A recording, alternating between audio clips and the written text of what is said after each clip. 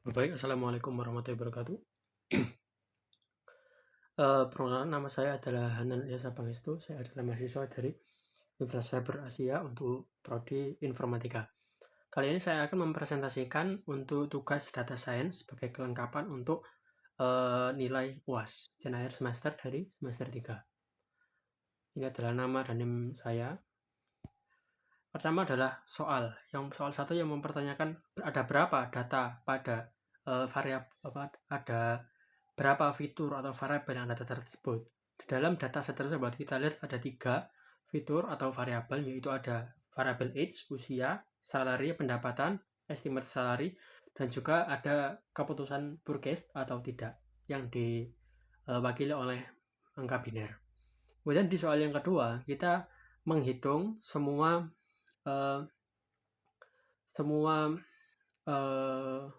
hasil dari dataset tersebut, mulai dari min atau rata-rata yang kita menggunakan software Excel, yang jika logikanya adalah seluruh total dari data tersebut dibagi dengan jumlah data yang ada, akan menjadi min atau rata-rata. Median adalah nilai tengah, yang artinya ketika data diurutkan kemudian kita ambil nilai tengahnya. Nilai tengah adalah nilai yang berada di tengah-tengah urutan data tersebut.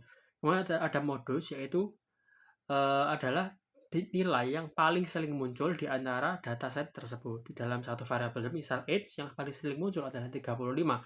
Di estimate salary yang paling sering muncul adalah 72.000, dan di purchase yang paling sering muncul adalah 0 atau tidak membeli. Dan jangkauan adalah selisih antara max dan min dari data tersebut. Seperti usia, selisih antara nilai usia tertua dan termuda adalah 42 tahun.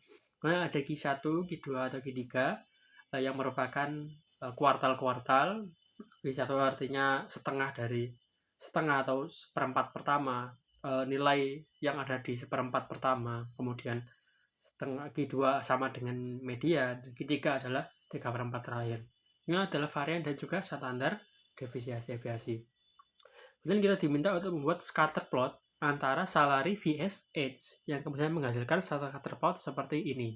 Scatter plot itu berguna untuk melihat hubungan antara dua variabel, bagaimana hubungan antara dua variabel tersebut bekerja dalam sebuah dataset.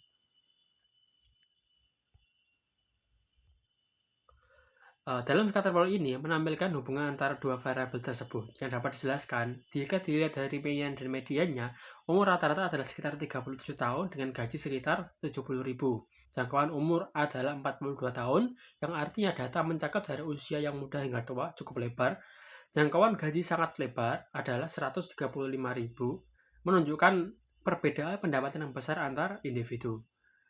Yang di sini kita dapat melihat pola melalui scatter plot ini, apakah gaji meningkat seiring dengan usia, atau jika tidak ada pola yang jelas dalam scatter plot yang telah kita tunjukkan tadi, maka variabel hubungan antara kedua variabel ini adalah lemah.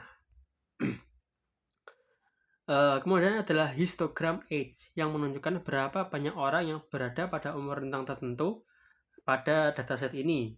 Karena standar deviasi tidak terlalu tinggi, plus minus adalah 10, kemudian data terkonsentrasi di 30 hingga 45, yang kemudian modus adalah 35, yang menunjukkan dua rentang usia ini adalah yang paling sering muncul. Kemudian adalah histogram untuk salary yang menunjukkan cukup lebar dan tidak simetris jangkauannya, yang menunjukkan bahwa modus adalah 72.000, namun Q1 hanya 43.000. Ini menunjukkan bahwa gaji rendah, tapi juga ada sejumlah kecil orang dengan gaji yang sangat tinggi, yang memungkinkan bahwa distribusi agak miring ke kanan. Kemudian purchase atau tidak yang menunjukkan dua batang histogram, yang dari batang histogram ini kita bisa mengetahui bahwa mayoritas orang tidak membeli produk tersebut, hanya 36% sekitarnya yang membeli. Kemudian ini adalah box plot antara Q1, Q2, dan Q3 yang distribusi yang seimbang, tidak terlalu miring, yang kemudian jangkauan antar kuartalnya adalah 16,25. Kemudian adalah box salary yang Q1, Q2, dan Q3 berturut-turut adalah 43.000, 70.000, dan 80.000, yang cukup besar rentangnya. Karena jangkauan total dari sampai dengan 135.000, kemungkinan ada outlier di atas 100.000. Yang box plot ini bisa menunjukkan bahwa data ini miring ke kanan, karena min-nya data ini lebih besar daripada mediannya. Kemudian untuk box plot kategori CAL yang menunjukkan pure case atau tidak, ini tidak terlalu informatif, tapi tetap bisa digambarkan. Artinya karena ini hanya urusan iya atau tidak. Kesimpulannya, dataset ini mempresentasikan data demokrasi perilaku konsumen terhadap suatu produk. Beberapa insight adalah mayoritas dari koresponden dataset ini itu tidak membeli. Yang membeli hanya ada di persentase 35,75%. Yang pertama, yang lain adalah tidak terlihat hubungan langsung antara umur dan gaji, seperti kita lihat pada scatter plot yang tersebut yang tidak menunjukkan korelasi yang jelas. Yang kedua, gaji menunjukkan sebaran luas yang memungkinkan adanya outlier yang tinggi.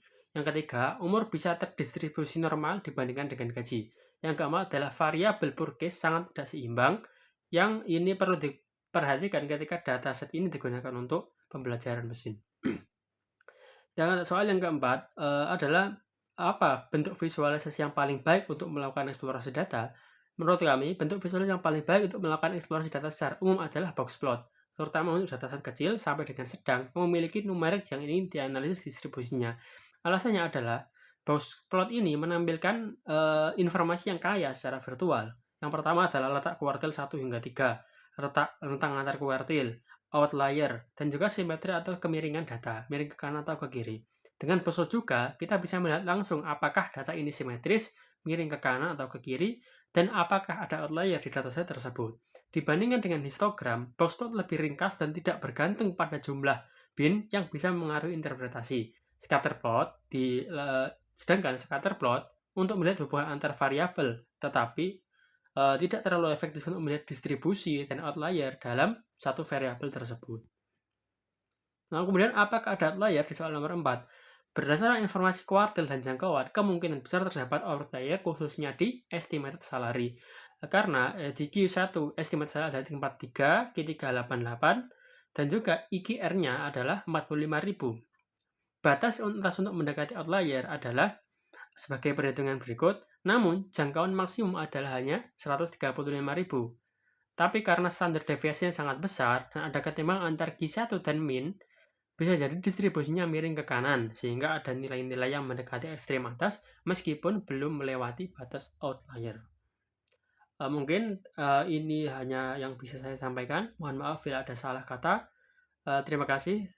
Wassalamualaikum warahmatullahi wabarakatuh.